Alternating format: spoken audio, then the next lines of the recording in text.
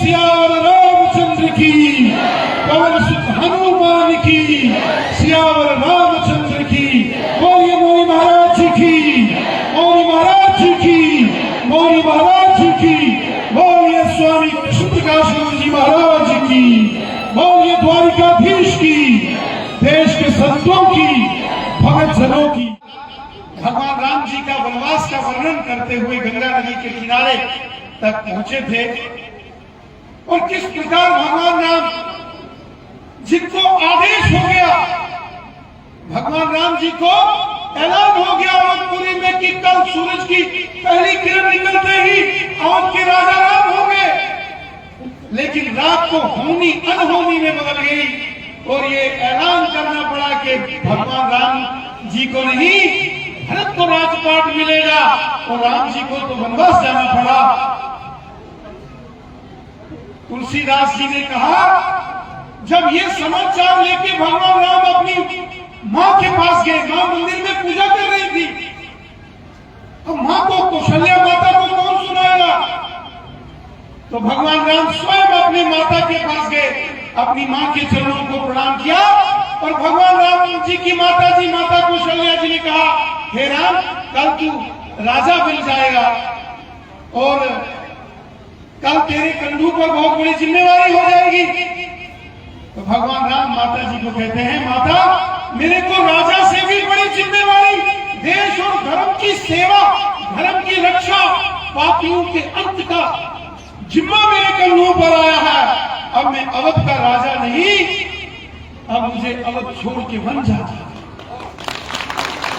भगवान राम माता को बोलते हैं, जब माता उनको कहती है कल आप राजा बनोगे, तो भगवान राम कहते हैं, शब्द है, राज के बदले माता मुझको हो गया हुक्म फकीरी राज, राज के बदले माता मुझको हो गया हुक्म फकीरी राज, राज के बदले माता मुझको हो गया हुक्म फकीरी राज, राज के बदले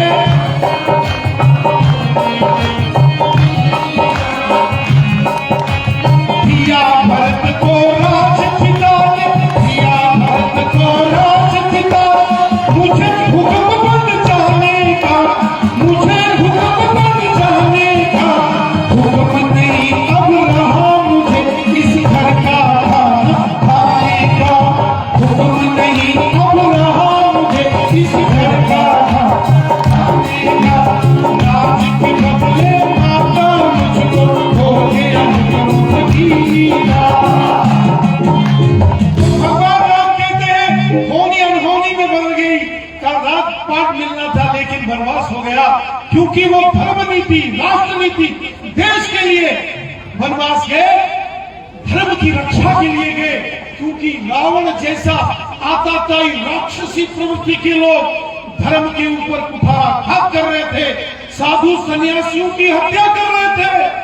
तो भगवान श्री राम जी ने राजपाट से मोह नहीं किया, वनवास गए, राक्षसों से लड़े, अधर्मियों से, विधर्मियों से लड़े, और यही तो मानव जीवन का लक्ष्य है। रामायण के अंदर श्लोक आता है, रामायण के अंदर तुलसीदास जी लिखते हैं कि ये जो इंसान बड़े भाग्य मनुष्य जन पावा, सुर दुर्लभ सब ग्रंथ ही गावा।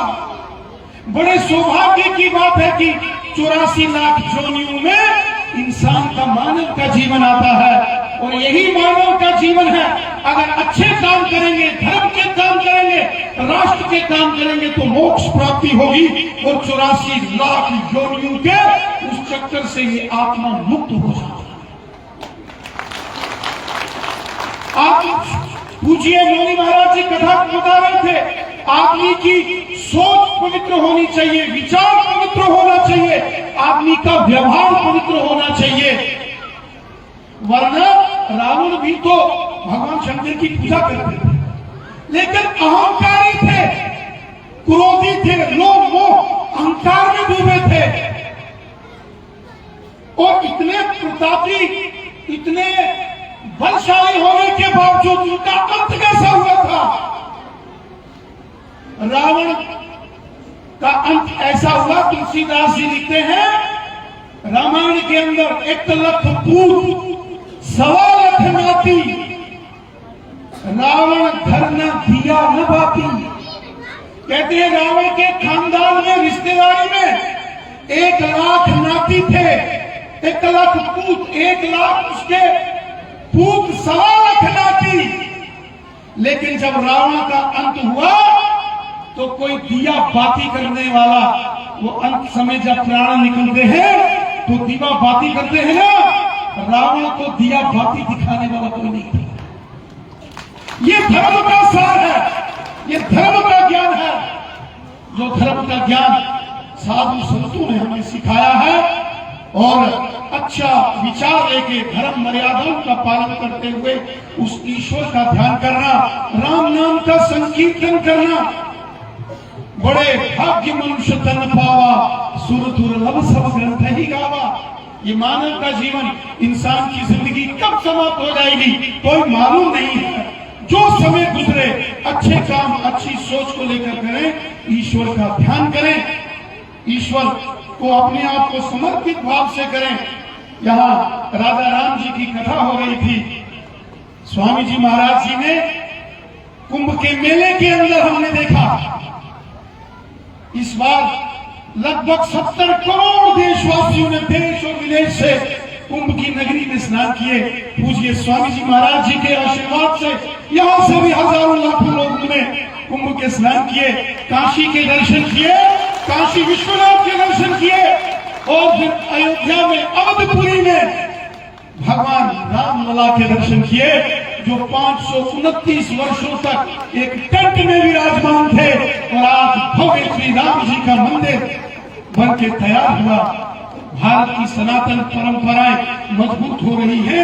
यही सनातन पुरातन जो मर्यादाएं हैं, ये धर्म का सार है, ये मोक्ष का सार है। और हम सबको धर्म के इस मार्ग को आगे बढ़ाना चाहिए। मैं पुनः पूज्य स्वामी जी महाराज जी का, पूज्य मौनी महाराज जी का और व्यास गद्दी पर विराजमान पूज्य स्वामी कृष्ण प्रकाश जी महाराज जी का आभार व्यक्त करता हूँ। और यहाँ श्री राम मंदिर मंडली हाथी नौशहरा आप सबका हृदय से अभिवादन और धन्यवाद करता हूँ।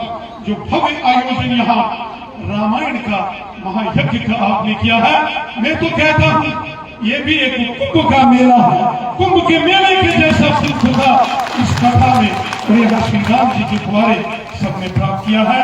पुनः सबका धन्यवाद करते हुए